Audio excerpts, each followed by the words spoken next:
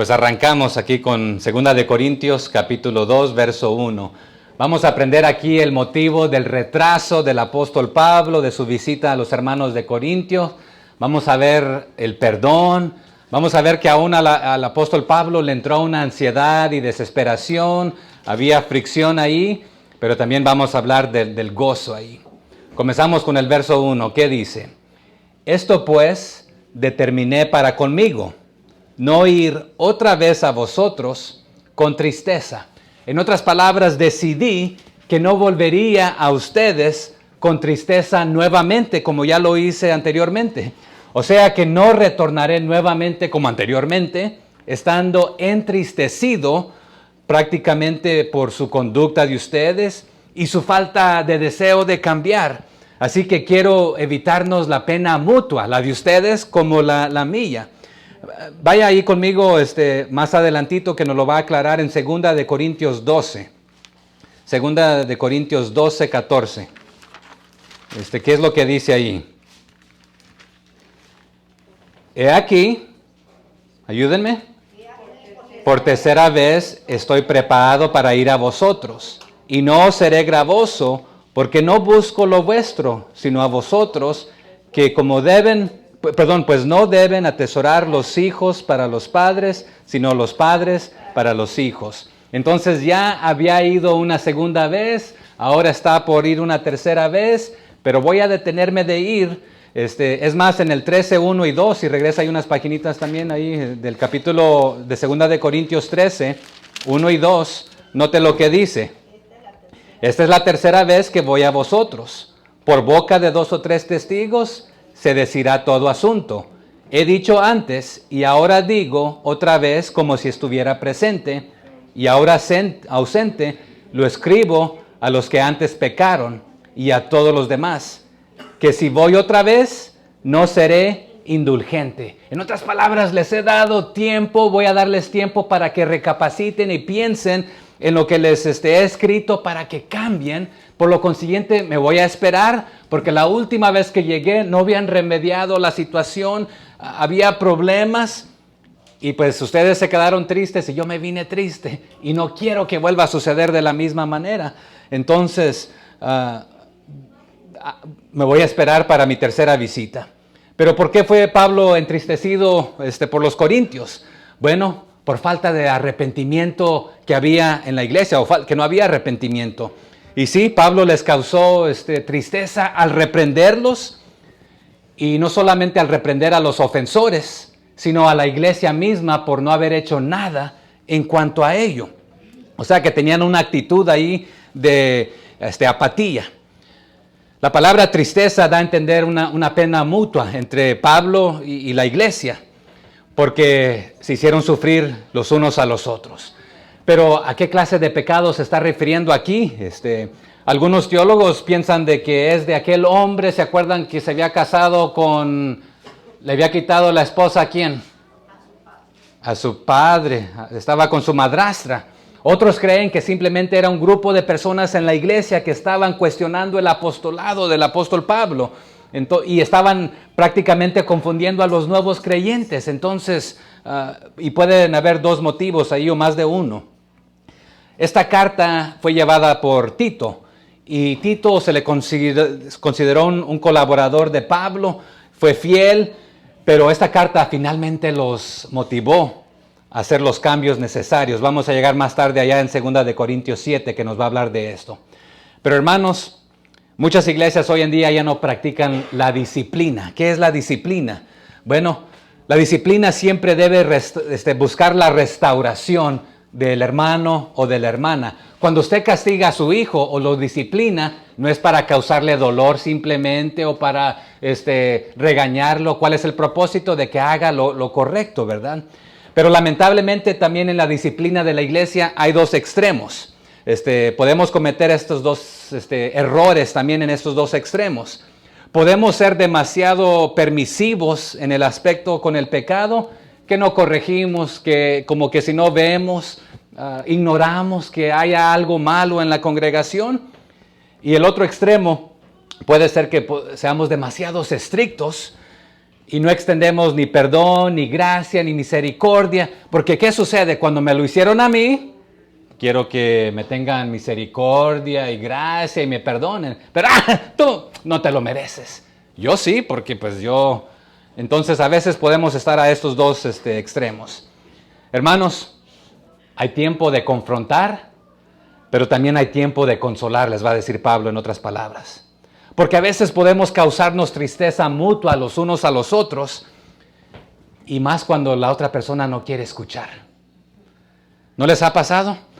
Pablo deseaba tener una gozosa y larga reunión con ellos, y es más, les había escrito confiando que ellos iban a cambiar para su propio beneficio y el consuelo de ambos, o sea, causándose alegría mutua y no tristeza. Hermanos, también hay sabiduría divina para saber cuándo confrontar y dar el tiempo necesario para corregir y hacer los cambios necesarios. ¿Cuántas veces no les hemos dicho a nuestros hijos queriendo que cambien, verdad? Pero si les decimos y los regañamos en un segundito y queremos que el cambio ya esté prontamente, no hemos dado el tiempo para el cambio, ¿verdad? En la iglesia es muy, muy similar en este aspecto. El domingo pasado les dije esto. Son las 3D. Siempre va a haber diferencias. En cualquier lugar, en cualquier negocio, en cualquier iglesia. Pero si permitimos que las diferencias continúen, va a causar divisiones y las divisiones van a causar destrucción. Entonces dígalo conmigo. Las diferencias, si las permitimos, van a causar división y las divisiones van a causar destrucción. Y no quiere decir que no podamos ser diferentes en este aspecto, ¿verdad? Pero las diferencias son buenas, porque si todos fuéramos iguales, tuviéramos el mismo gusto, el mismo sabor, en todo nos pareceríamos, haríamos lo mismo de la misma manera. Las diferencias son buenas. Pero si permitimos que nuestras diferencias nos lleven al siguiente paso, nos van a llevar a la división, llevándonos a la destrucción.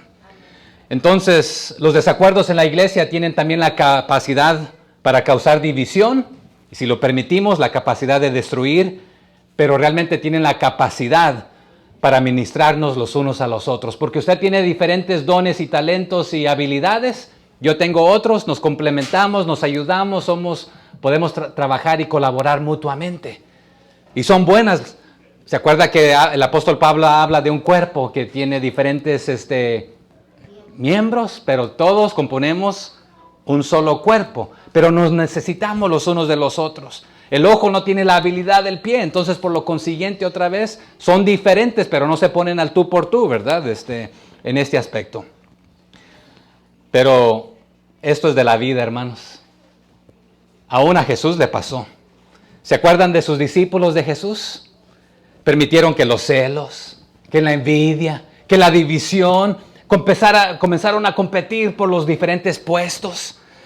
Algunos querían los más prominentes.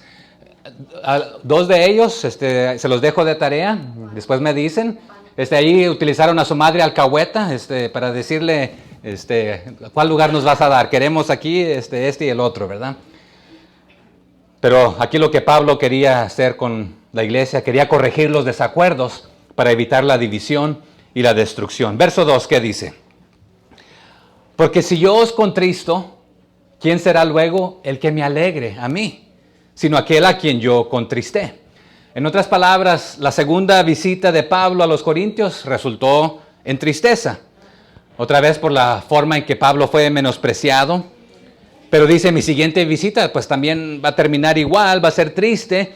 Entonces, y si vengo de esta manera, en esta condición que yo me encuentro triste y ustedes tristes porque no han reaccionado a mi carta, no han hecho los cambios de mi última visita, entonces voy a llegar en una situación severa, con medidas disciplinarias severas contra la iglesia, que les voy a causar tristeza a todos. La última vez no pasamos un tiempo de gozo porque estábamos enemistados en algo, no rectificamos la situación y pues voy a ir a pasar las mismas, pues no quiero que nuestro tiempo no sea un buen tiempo de compañerismo. Pero les dice esto porque los ama. Les está dando oportunidad de corregir la situación para que no haya fricción entre la iglesia y Pablo. Por eso tardará en ir a verlos. Pero Él les va a decir, algún murmurador entre ustedes, un murmurador es alguien que habla y murmura ahí, dirá que este no es mi motivo de no ir, porque pues la última vez viniste y venías triste y nos quedamos tristes tú y yo y nos regañaste como quiera, entonces no puede ser tu excusa de no venir otra vez.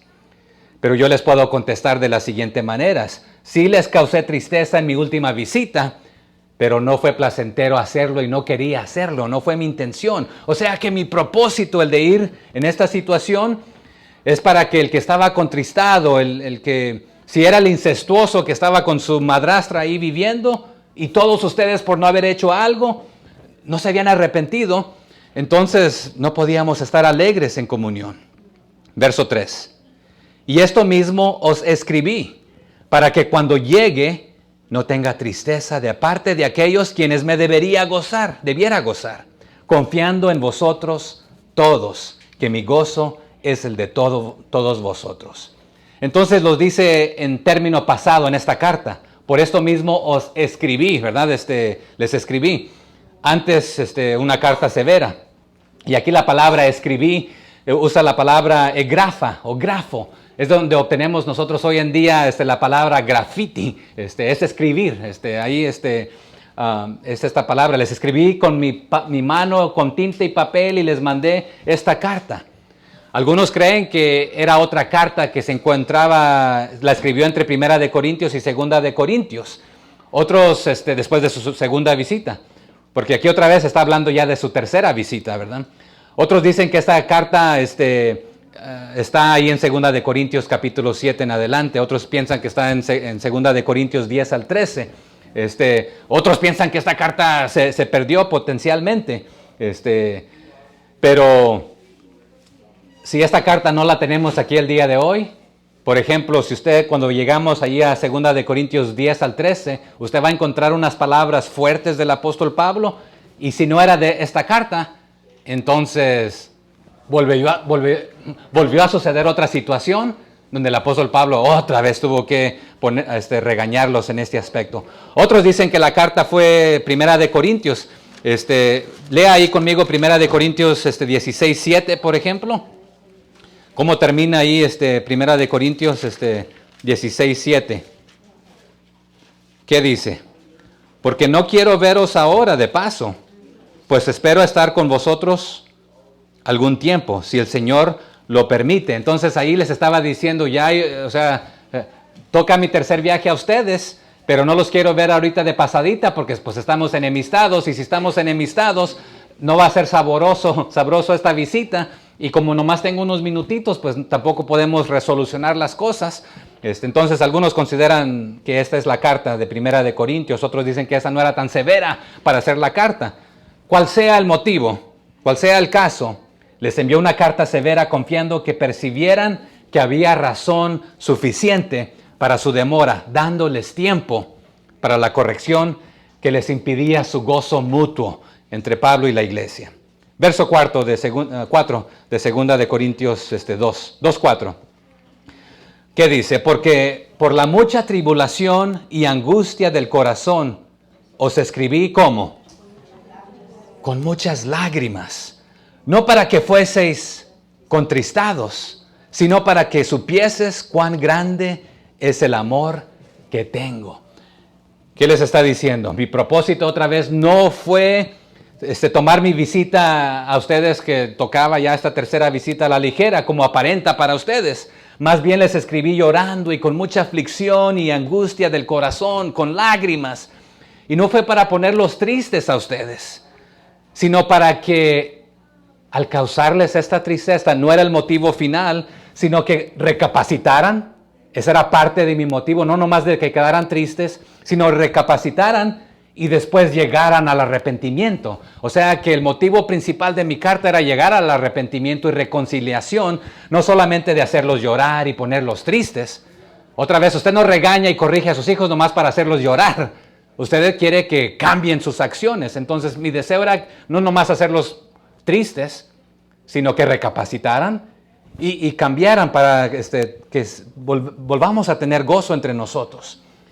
Pero hermanos, cuando ustedes exhortado por alguien que le ama, por un amigo, por alguien, y se lo dice llorando, usted quizás va a recapacitar un poquito más. Es más, si usted le dice a sus hijos con lágrimas, con dolor, hijo, hija, por favor, entiende lo que yo ya pasé por esto, yo no quiero que tú vivas esto.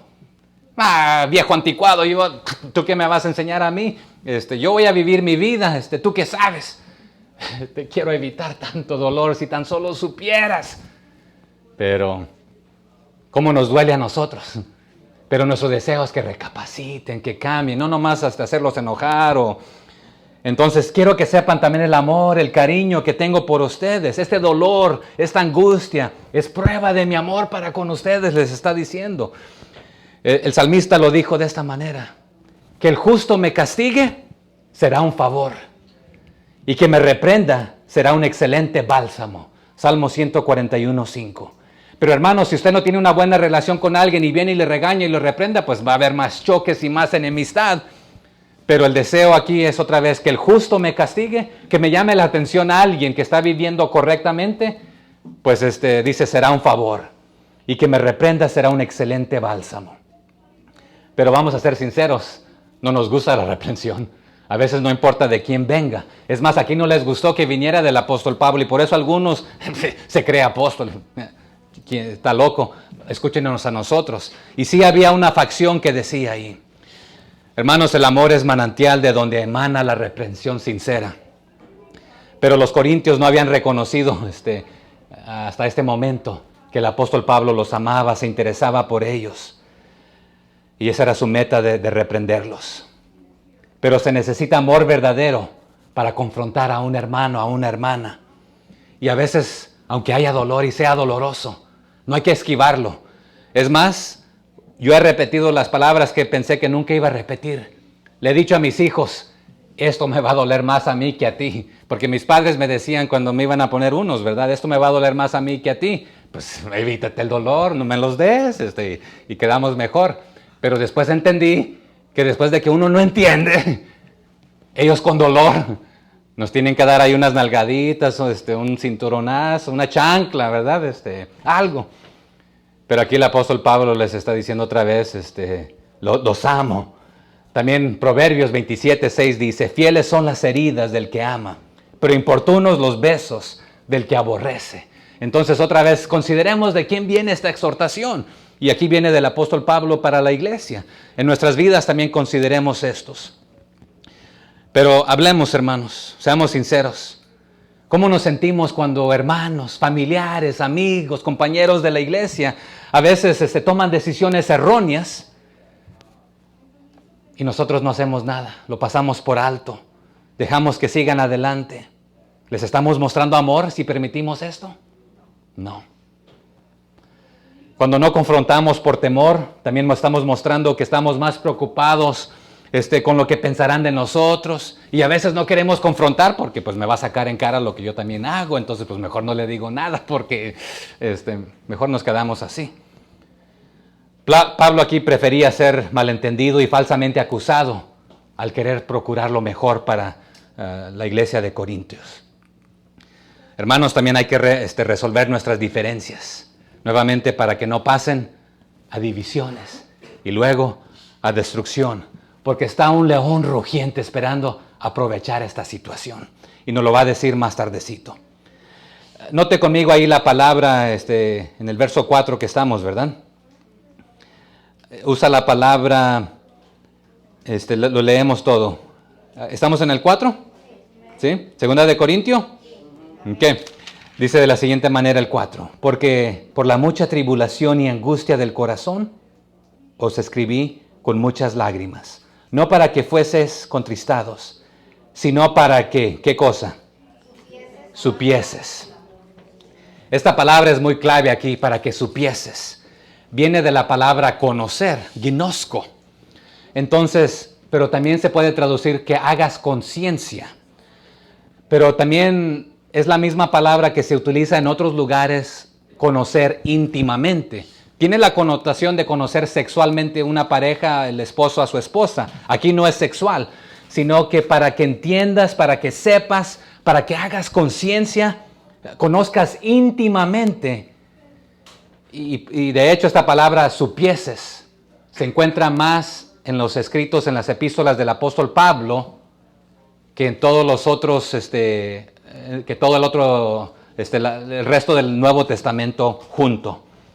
Pero la conciencia, algunos consideran que la conciencia es la voz de Dios interior de la persona. No es así. Tenemos nuestra propia conciencia. Pero sí, Dios puede informar nuestra conciencia. Lo que conocemos puede informar nuestra conciencia, nuestros conceptos. Nuestro corazón informa nuestro carácter, pero para que sepas, para que conozcas. Entonces la conciencia tampoco está limitada a la función de juzgar las acciones pasadas. Porque, por ejemplo, hay personas que han cometido delitos y no les remuerde la conciencia de lo que han hecho. Lo han hecho tanto que ya la conciencia la tienen cauterizada y el mal que hacen ni les importa. Entonces la conciencia no es la voz de Dios a nuestro corazón, pero Dios nos puede hablar a nuestra mente, a nuestro corazón. Pero también es posible que la conciencia nos excuse de algo que Dios no excusa. Un breve ejemplo, en una iglesia de las nuestras, no les voy a decir dónde, ni una pareja viviendo en pecado, le dicen al pastor, nosotros sabemos que es mal, es pecado estar viviendo de esta manera, pero Dios nos ama y creo que no nos va a juzgar con esto que estamos haciendo. Por lo consiguiente, vamos a vivir a espaldas del cónyuge, viviendo con una pareja que no es su pareja, porque Dios quiere que yo sea feliz. ¿Eso es correcto? Bíblicamente, no. Pero algunos van a atribuirle que quieren que Dios quiere que sea feliz. Entonces nuestra conciencia otra vez a veces nos puede excusar de algo que Dios no excusa. A lo contrario, también es posible que la conciencia condene a una persona por algo que Dios permite. Entonces Dios puede permitirnos ciertas cosas, pero tu conciencia quizás te dice, ese no debería estar haciendo esto. Es más, en el mundo secular algunos dicen, y ya es cristiano y mira, le pegó una patada a esa pelota jugando fútbol. Un cristiano no debería andar haciendo eso. Bueno, otra vez a veces se nos puede acusar de algo que Dios permite y Pero, ¿qué es lo que está diciendo aquí el apóstol Pablo? Bueno, esta carta de lágrimas, llorando, severa y acalorada, él se las escribió a Corintios, a la iglesia en Corintios desde Éfeso, y se la envió a través de Tito.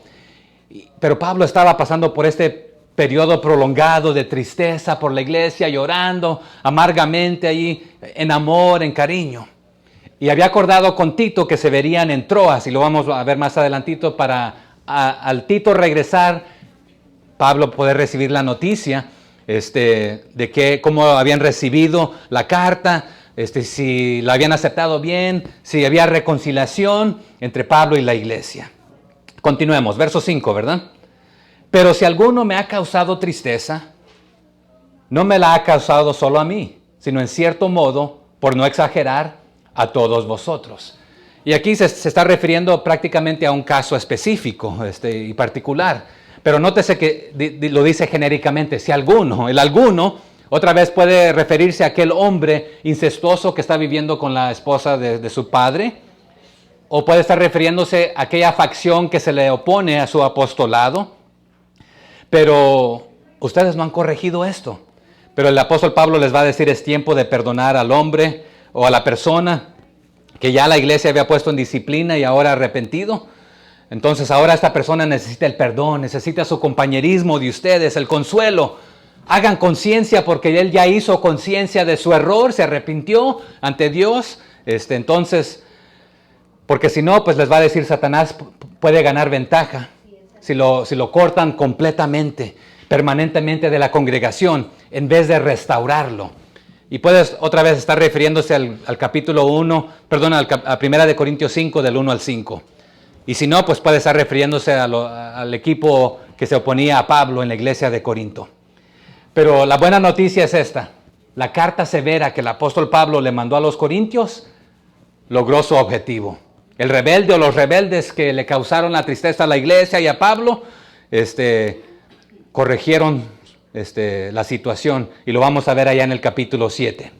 Pero algo muy importante, antes de que ellos corrigieran lo que tenían que corregir, ya el apóstol Pablo los había perdonado en su corazón, en su mente. Así que aquí está algo muy importante, hermanos. Si alguien se haya arrepentido o no, esperamos que sí haya hecho conciencia. Nosotros debemos perdonar y tomar ese primer paso. Algunos teólogos creen que para esta fecha ya el caso del hombre que estaba viviendo con su madrastra ya se había rectificado y creen que era otra situación. Pero otra vez, cual sea la situación, había pecado, había división, había problemas, pero la iglesia había respondido con indiferencia, con jactancia al apóstol Pablo. Verso 6. Le basta a tal persona esta reprensión hecha por muchos. ¿Quién le hizo la reprensión, hermanos, a los que estaban mal? Le basta a tal persona esta reprensión hecha por muchos. Llegó la carta del apóstol Pablo, pero ¿quién es más? La iglesia. La mayor parte de la iglesia lo reprendió. No todos, sino que la mayor parte. No fue reprendido por un sacerdote individual, ni por los obispos o el clero, por un pastor, sino por el cuerpo, la iglesia.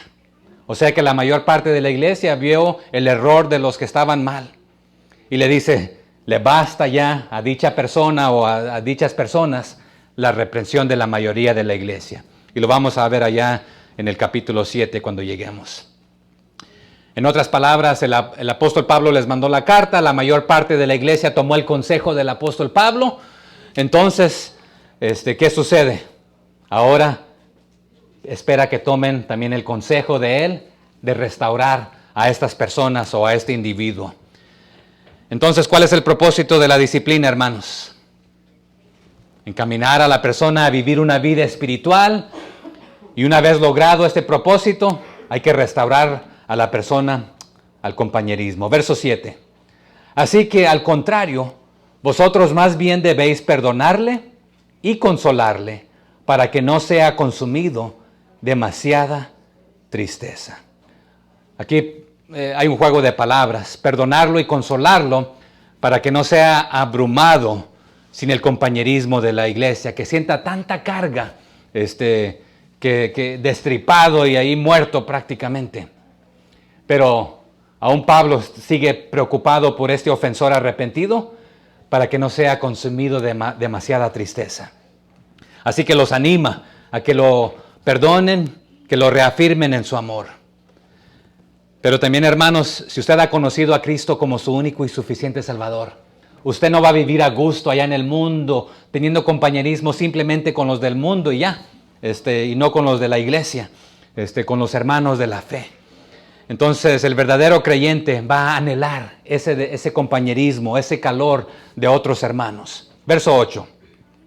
Por lo cual os ruego que confirméis el amor para con él. En otras palabras, muéstrenle amor en hechos, en acciones, restaurándolo al compañerismo, a la comunión, orando sí por él, pero restableciéndolo al compañerismo. Verso 9.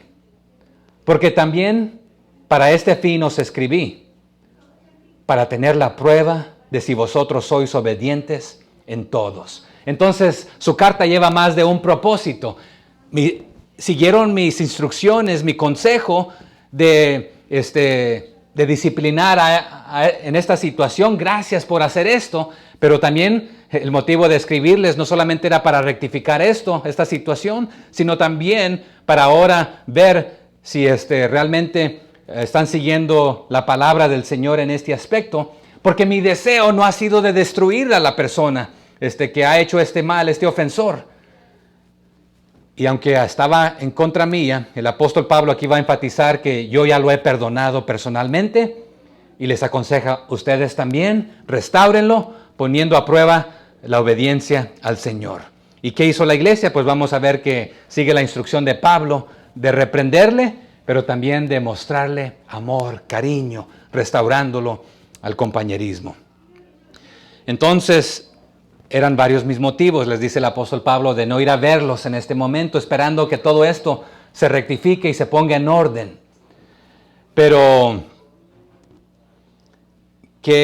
¿cómo sabemos que el apóstol Pablo supo que se habían arrepentido? Bueno, obviamente cuando se juntó con Tito le trajo noticias, le hizo saber, bueno, ya la iglesia ha rectificado esto, el ofensor está arrepentido, ya hizo conciencia, recapacitó, ha hecho los cambios, entonces no continuemos ya angustiados.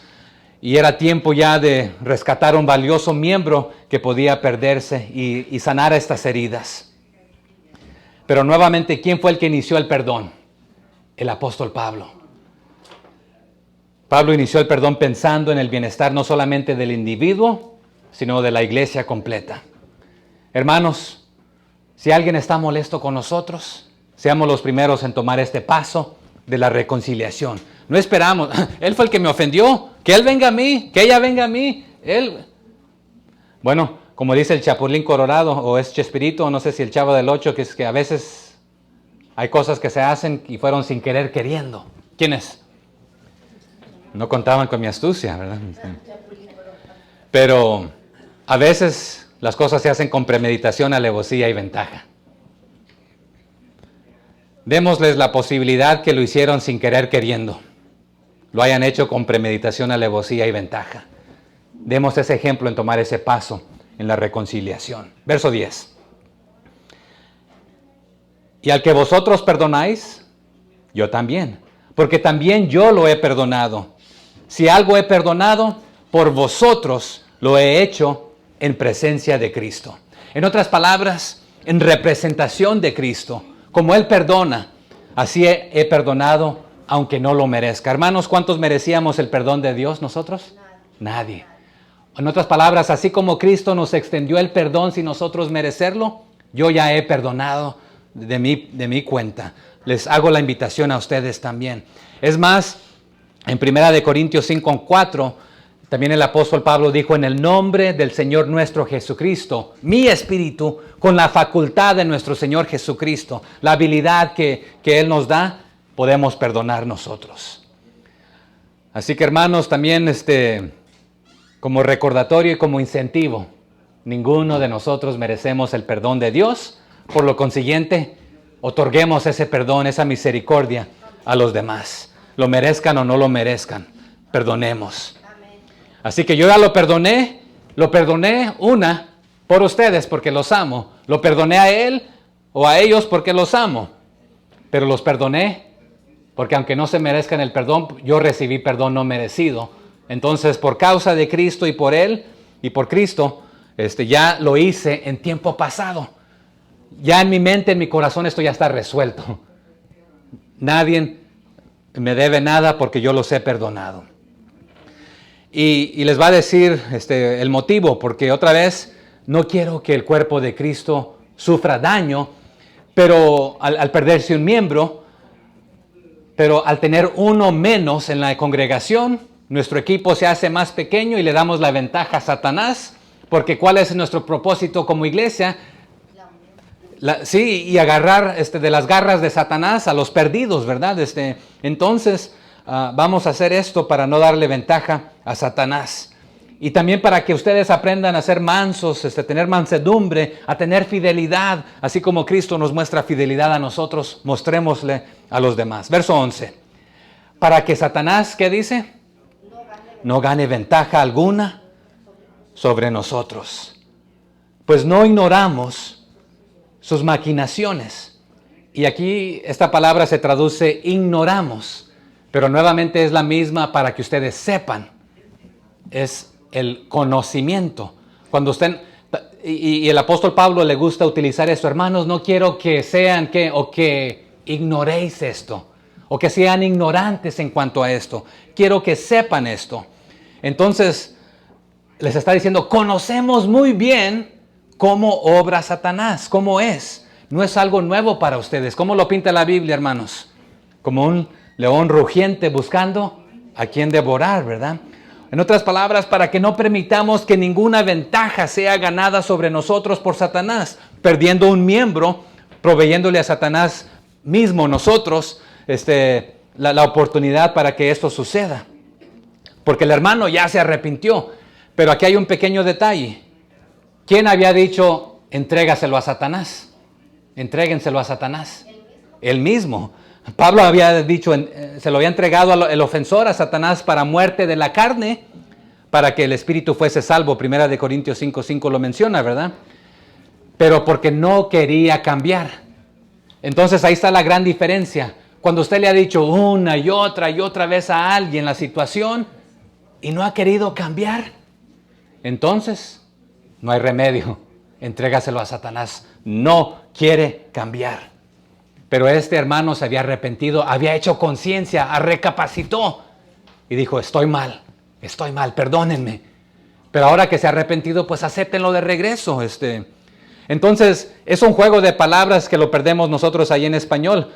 Pero dice, para que Satanás no gane ventaja alguna sobre nosotros, pues no ignoramos conscientemente sus maquinaciones. Y maquinaciones, entonces está diciendo, no ignoramos y maquinaciones. En el griego son palabras muy similares y suenan muy similar, tienen la misma raíz en el griego. Está diciendo, no desconocemos, el de conocer, no desconocemos sus astucias conocedoras. Porque otra vez Satanás tiene sus artimañas. Satanás tiene diferentes maneras de atacarnos, pero la Biblia nos dice que hay 3 maneras como somos atacados nosotros. ¿Quién me ayuda? En la carne, por las cosas de... ¿Cómo va? En la vanagloria. Ok, la vanagloria, los deseos de los ojos y los deseos de la carne, ¿verdad? Pero aquí dicen, no ignoremos, no seamos ignorantes porque ya conocemos que el conocedor Satanás con sus maquinaciones, esta palabra maquinaciones es de que él conoce, él sabe, pero ustedes no sean ignorantes porque no lo son, ya conocen también ustedes que él es conocedor de cómo atacarles. Él aprovecha, los quiere apartar, los quiere dividir. Ahí en el Discovery Channel ustedes pueden verificarlo. Ahí el león rugiente, ¿qué hace? Separa, divide. ¿A quién? A los más débiles, a los que están ahí moribundos, y si los deja solos, Satanás va a aprovechar. Pero ustedes lo han sacado, sí, porque no quería cambiar. Pero ya ha cambiado, quiere ser parte de la manada. Entonces, por favor, rectifiquen esto. Nuevamente, hermanos, entonces, ¿para qué es la disciplina? Para restaurar y hacer conciencia. Pero Satanás la usa para otro propósito, para aprovechar y destruir, para matar. Primera de Pedro 5:8, ¿qué es lo que nos dice? Ya lo mencionamos, ¿verdad? Sed sobrios y velad, porque vuestro adversario, el diablo, como león rugiente, anda alrededor buscando a quien devorar, destruir. Entonces, hermanos, primero quiere causar división para poder destruirte. Sí, entrégaselo a Satanás para que le destruya la carne, pero su espíritu sea salvo. Si es cristiano y no quiere recapacitar y cambiar, esa es la solución. Pero como recapacitó e hizo conciencia, entonces, por favor, rectifiquen, muéstrenle amor. Hermanos, también no dejemos las cosas en la disciplina y que ahí mueran, sino tomemos el siguiente paso a la restauración. Y también cuidemos que la ira personal, nuestro enojo, el daño que nos causaron a nosotros, no tome forma de disciplina en la iglesia. Porque habrán pastores que van a tomar los pasajes bíblicos para atacar. Ustedes ya saben que no estamos atacando a nadie, simplemente estamos cursando. Si tocamos un tema, dice, lo está diciendo por mí. Hemos ido capítulo por capítulo, ¿verdad? Pero cuidemos que la ira personal, nuestro enojo, no sea la que nos influencie a tomar medidas, sino que sea la palabra del Señor. Cuando usted disciplina a su hijo también, a veces no lo hacemos de la mejor manera nosotros los hispanos.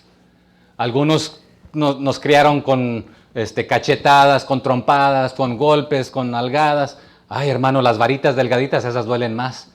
Pero el cable de la plancha, aún más. Eso es dolorizo.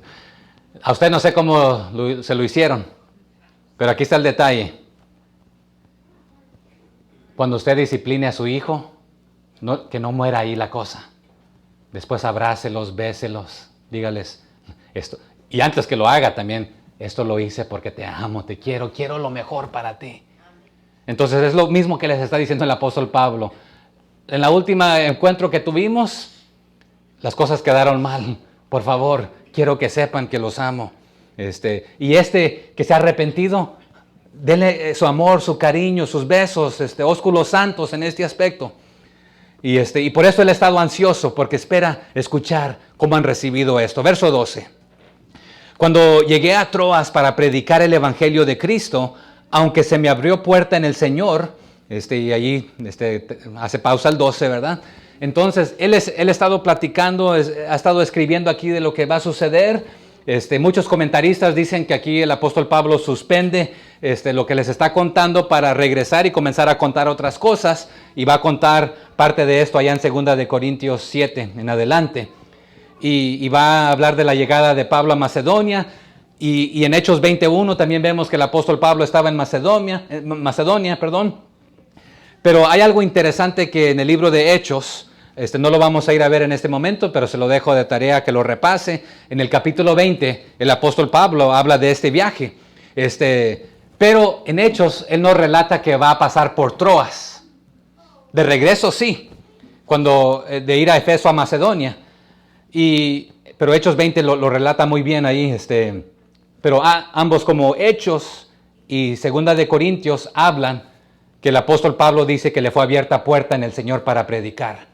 Troas, ahí fue donde el apóstol Pablo comenzó a predicar, y le entraron tantas ganas de predicar que continuó predicando, y la gente quería escuchar tanto. Es más, ya había tenido una oportunidad de predicar ahí y no predicó porque se le abrió puerta en Macedonia, el llamado del macedonio: ven, ayúdanos. Y entonces no se quedó en Troas.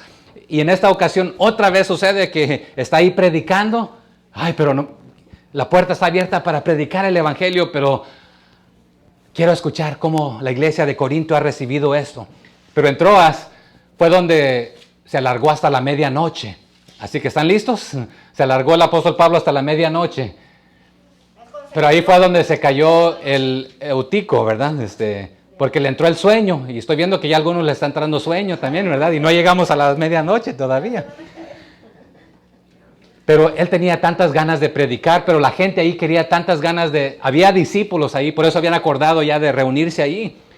Pero habían acordado con Tito que se iban a encontrar en Troas, pero como no lo encontró allí, y quiere saber cuál fue la reacción de la iglesia de Corintio, entonces, voy a continuar a Filipos en Macedonia, donde se iban a encontrar también, ¿verdad? Si no sucedía, pero dijo, bueno, lo voy a ir a encontrar allá porque pues no ha llegado aquí.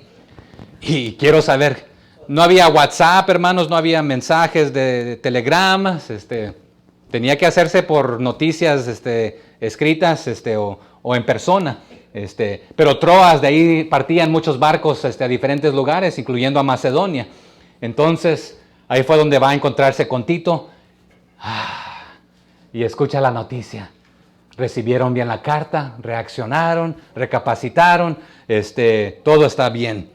Entonces, pero ya en su corazón él ya pues había perdonado, ¿verdad? Pero en cualquier otra circunstancia el apóstol Pablo se hubiera quedado a continuar predicando ahí en Troas, pero aquí dijo, pues es necesario saber qué ha sucedido, cómo han recibido esto, entonces voy a ir a encontrar a Tito. ¿Qué dice el 13? No tuve reposo en mi espíritu por no haber hallado a mi hermano Tito, donde habíamos acordado de reunirnos después que él llevó la carta y venía de regreso.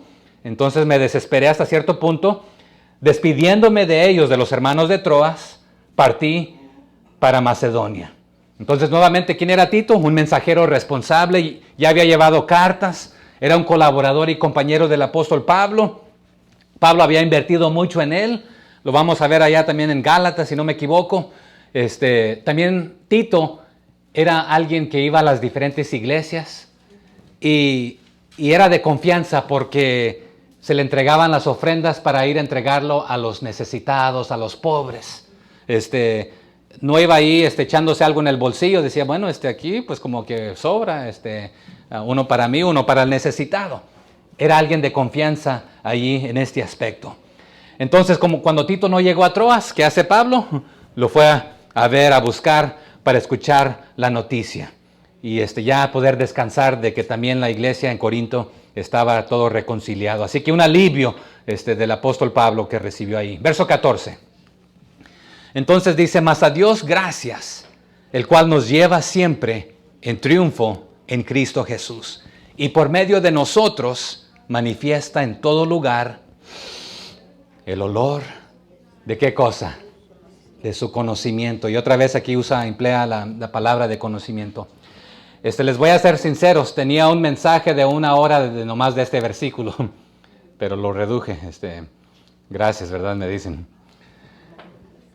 Y este versículo es difícil y tiene muchas interpretaciones. Y no es de que sean desacuerdos, es más, todos dan cabida. La simple interpretación puede ser esta: doy gracias a Dios, en Cristo Jesús triunfamos al estar unidos a Cristo. Esa es la más básica. Pero también podemos interpretarla de esta manera, que Pablo puede estar aludiendo en este tiempo se conocía que se hacían desfiles victoriosos de sus triunfos, de sus guerras, de sus batallas, donde los generales romanos realizaban hasta el volver de sus campañas militares. ¿Qué iba haciendo el cortejo? Bueno, el cortejo desfilaba por toda la ciudad, exhibiendo tanto a los prisioneros de guerra, los que eran condenados a la muerte, como aquellos quienes se les había perdonado la vida y habían sido destinados a ser esclavos. Al frente, ¿quiénes iban? Estos cortesanos iban esparciendo perfumes, inciensos. Si eran paganos, a sus dioses paganos. Si eran romanos, simplemente a sus líderes romanos. Algunos iban poniendo flores, diferentes, otra vez, un festejo, un desfile de celebración que han ganado. Pero este olor para los cautivos prisioneros los iban llevando en desfile a la muerte. Al ellos oler este incienso, estas flores, estos perfumes, para ellos era olor de muerte. Pero para los que eran victoriosos era un olor de victoria. Entonces, si el apóstol Pablo está hablando de esto, lo podemos interpretar de esta manera: que el cristiano ha sido hecho esclavo de Cristo y Él nos está exhibiendo como su victoria. Puede interpretarse de esta manera.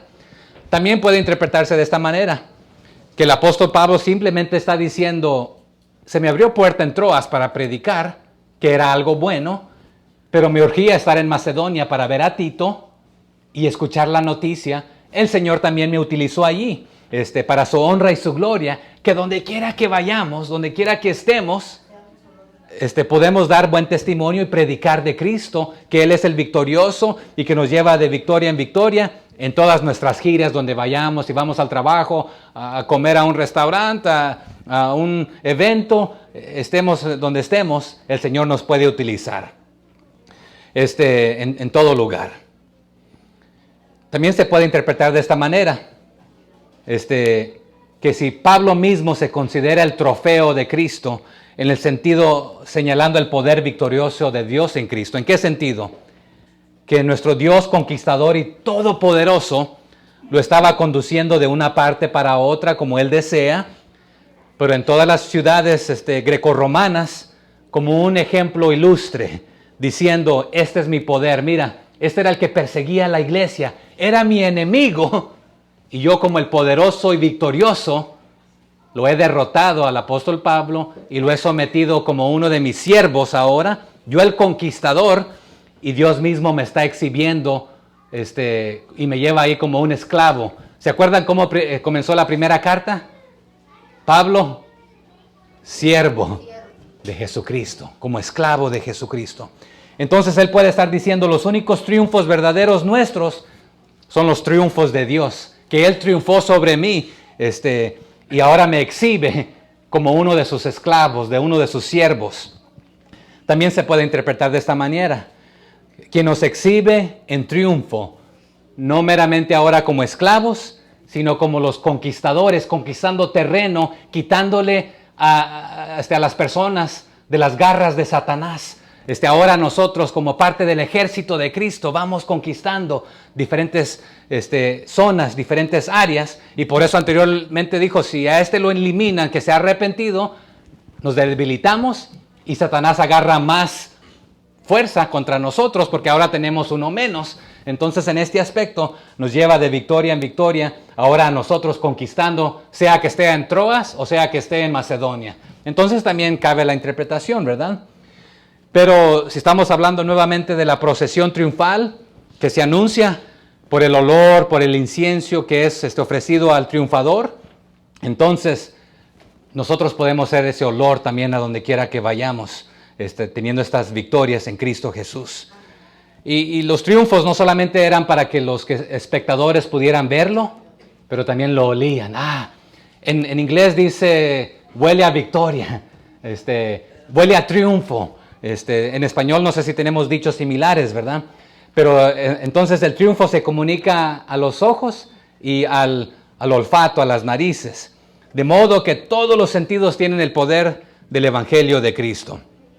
Así que aunque Cristo tiene planes y a veces los planes cambian, le doy gracias a Dios que me utiliza en su ministerio. Sea donde esté, puedo predicar para el reino, para la gloria del Señor, siendo olor fragante.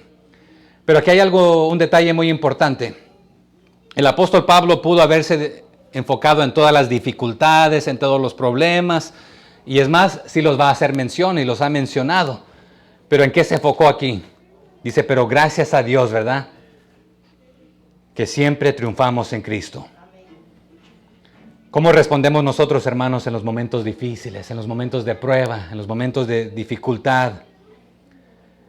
Pero si el cuadro que está pintando aquí el apóstol Pablo es de un rey victorioso exhibiendo lo que ha sucedido, ¿sabe qué nos dice Apocalipsis?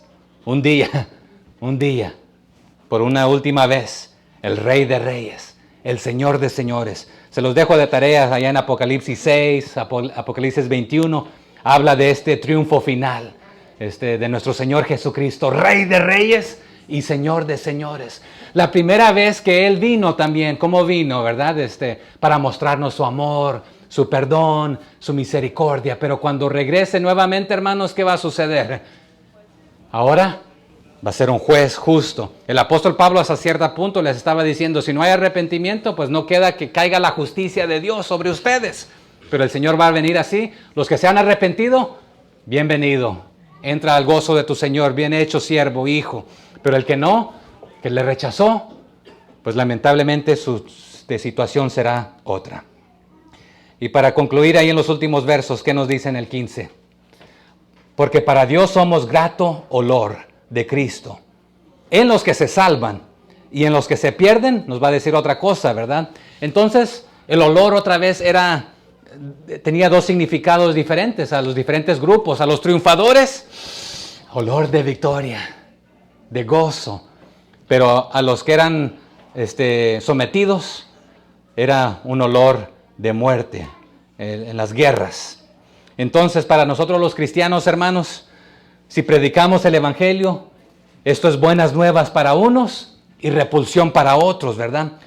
Los creyentes debemos reconocer la fragancia de vida de su mensaje, pero los incrédulos, eso huele, hiede, está loco. Primera de Corintios 1:8, ¿qué nos dice? Porque la palabra de la cruz es locura a los que se pierden, pero a los que se salvan, esto es a nosotros, dice Pablo, ¿verdad? Es poder de Dios. Entonces los que nos hemos salvado, hemos llegado a un conocimiento no solamente en nuestra mente, porque con la mente hay que reconocerlo, pero hay que creerlo ¿dónde? En el corazón, ¿verdad? Esto es para vida, que nos conduce a la vida eterna. También en griego lo dice de esta manera, de Cristo somos buen olor para Dios. Así, el por qué, o sea que justifica sus palabras anteriores de allá del verso 14, el olor de su conocimiento, el olor de Cristo. Cuando la persona lo conoce, no solo esparcimos el olor, sino que el buen olor. Y Juan 1:14, 1:16, Efesios 5:2, Primera de Juan 2:27 nos hablan un poco de esto, pero no vamos a tomarnos el tiempo en este momento. Verso 16. A esto ciertamente olor de muerte para muerte, y a aquellos olor de vida para vida. Y para estas cosas, ¿quién es suficiente? Y aquí note cómo termina este versículo 16 con una pregunta. ¿Quién es suficiente? O sea que, ¿quién es suficiente para difundir correctamente en todas partes el olor de Cristo? Yo pienso, hermano, que también, como decir, ¿quién es suficiente? Es que realmente es el Espíritu Santo que hace todo, es Dios, es Cristo, no nosotros. Así es. Nosotros podríamos salvarnos, los que nos vamos a salvar como olor fragante, no son suficientes para poder hacerlo, ni nosotros tanto para haberse quedado. Y lo que está preguntando, ¿quién es competente lo suficiente para darse las que nomás ellos merecen hacerlo? Es más, el apóstol Pablo va a contestar su propia pregunta ahí en el 3:5, si se quiere adelantar un poquito. Dice en el 3:5 de 2 de Corintios, No que seamos competentes por nosotros mismos para pensar otra vez en nuestra mente algo como de nosotros mismos, que si fuéramos la gran cosa nosotros, sino que nuestra competencia proviene ¿de quién? De Dios. Él nos da el querer como el hacer, también, ¿verdad? O sea que Él nos comisionó como sus hijos. Mateo 28, del 18 al 20, ¿qué nos dice? Por tanto, id y haced, ¿verdad? Discípulos, ¿verdad? A todas las naciones. Y hay que enseñarles, hay que bautizarlos, hay que discipularlos, ¿verdad? Entonces, ¿quién es el que nos comisiona? ¿Quién es el que nos da la capacidad, la competencia, la habilidad? Es Él, ¿verdad? No es por nuestra propia cuenta, para nosotros exhibirnos por nosotros mismos. Verso 17 para concluir. Pues no somos como muchos, a lo contrario, que medran falsificando la palabra de Dios, sino que con sinceridad, como de parte de Dios nosotros, y delante de Dios nosotros, hablamos en Cristo. O sea que nosotros, hermanos, no somos como la mayoría, está diciendo, que solo hacen negocio del mensaje de Dios. Ellos no son comisionados por Dios, así como en Mateo nosotros fuimos comisionados por Dios. Nosotros sí, ellos no. Ellos son mercaderes falsos, les está diciendo. Y esa es la palabra en griego, lo que significa. Se puede traducir también adulteradores. ¿Por qué adulteradores? Porque adulteran la palabra del Señor para su propia conveniencia. Sí, usan la Biblia, pero la tuercen para sacar provecho. Y hay muchos pasajes que nos hablan de estos mercaderes. También se les conocía como vendedores al menudeo para ganar más. Es más, de donde yo vengo, las balanzas se les hace ahí una poquita de trampa para que te van a vender una libra, pero no es una libra. A veces el frijolito o el arroz trae piedritas, ¿verdad? Para que pese más, o le hacen alguna trampa. Tienen la pesa verdadera y la pesa falsa, ¿verdad? Pero estos, a propósito, le echan agua para hacer más, para vender más y sacar más. En el Evangelio. Pero lo que les está diciendo, ellos no lo hacen con sinceridad. Lo hacen por motivo de su bolsillo. Nosotros antes lo hacemos con sinceridad, como de Dios. Como uno que habla entre sinceridad. En otras palabras, de parte de Dios. Es decir, por mandato de Dios. Y así en dependencia de Dios. En otra parte les dijo, me es impuesta esta necesidad. Yo no lo voy a predicar, me paguen o no me paguen, porque no lo hago por el sueldo. No lo estamos haciendo por el sueldo. Entonces, es sinceramente de parte de Dios, por mandato de Dios, en Cristo, como unidos en Él, en relación viviente y haciendo su obra. Nos lo va a explicar más tarde en el capítulo 12. Entonces, lo que les está diciendo es, hermanos, el Evangelio entero, completo. No nomás lo que te gusta, porque vamos a hablar sinceramente, a veces agarramos los versículos que más nos gustan. ¿Sabe cuál es uno de los versículos más utilizados? Todo lo puedo en Cristo que me fortalece. Pero porque queremos ganar aquí en esto, que me vaya bien en este negocio, en estas cosas. Pero ¿sabe cuándo lo dijo Pablo? Cuando le pasó un montón de cosas difíciles, ¿verdad? Y aún ahí tenía ganas de seguir adelante. Pero el Evangelio entero tiene que ser entregado tal como está, no corrompido, adulterado por los hombres, con fines egoístas y de lucro. Y si vamos a ser bendecidos y tener éxito, debemos hacerlo otra vez enteramente. Si no me equivoco, en Hechos 20:27, ¿qué fue lo que dijo? Déjeme ver, Hechos 20:27. Porque no he rehuido anunciaros todo el consejo de Dios. Entonces, algunos predicadores en los días de Pablo eran revendedores ambulantes que predicaban, a veces sin entender el mismo mensaje de Dios, sin haberlo experimentado ellos mismos, y sin importarle a quién se lo predicaban a sus oyentes, porque ¿con qué motivo lo hacían? Simplemente por la ganancia. No les interesaba expandir el reino de Dios, sino que lo único que les interesaba expandir sus bolsillos con el dinero. Hermanos, una pregunta. Hoy en día existirán revendedores religiosos a quienes solamente lo único que les interesa es el dinero y no la verdad. Sí. Habrán aquellos que realmente hablarán el nombre de Dios con toda integridad, predicando sin motivos egoístas.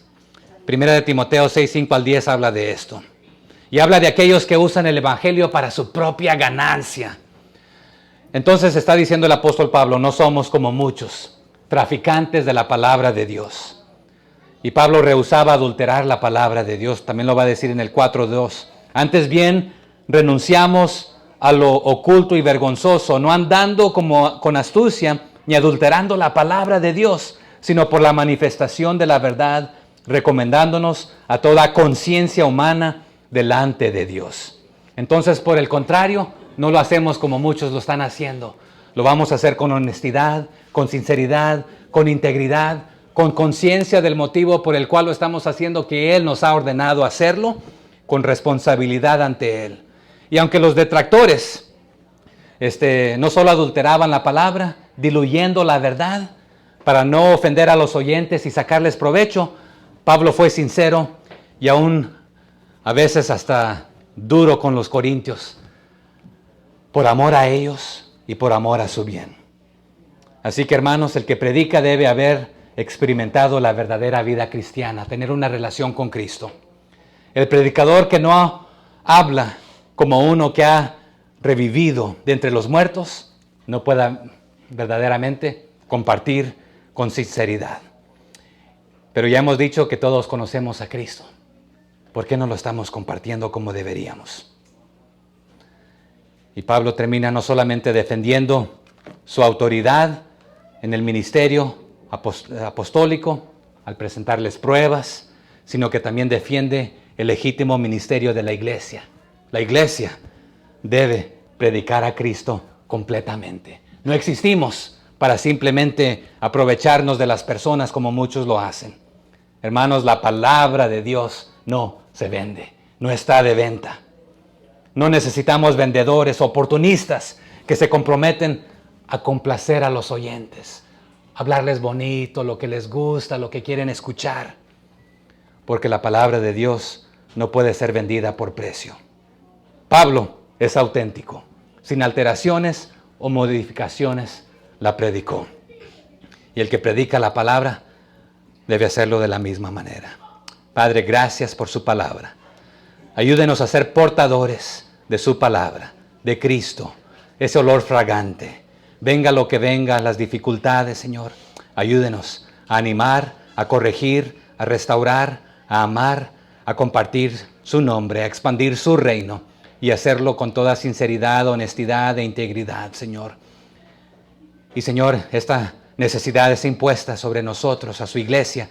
Hemos sido encomendados, tenemos este mandato de hacerlo, de predicar su evangelio completo a todas las naciones, haciendo discípulos a todas las naciones. Use a Camino de Vida para su honra y su gloria. Se lo pedimos en el nombre precioso de su Hijo Cristo Jesús. Amén.